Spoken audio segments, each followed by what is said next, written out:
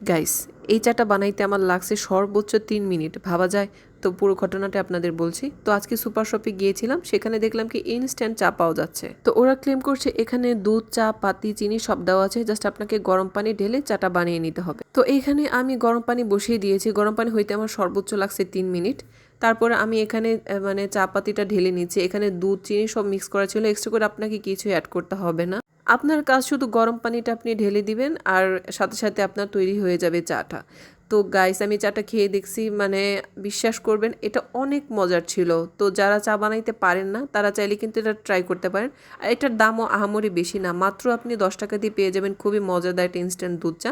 আর বাসার মতো তো অবশ্যই হবে না, তারপরে এতটাও খারাপ না। আমি এটাকে আসলে 10-এ 8 দিব। মানে ইমার্জেন্সি মোমেন্টের জন্য এটা একটা কিন্তু বেস্ট অপশন হইতে পারে।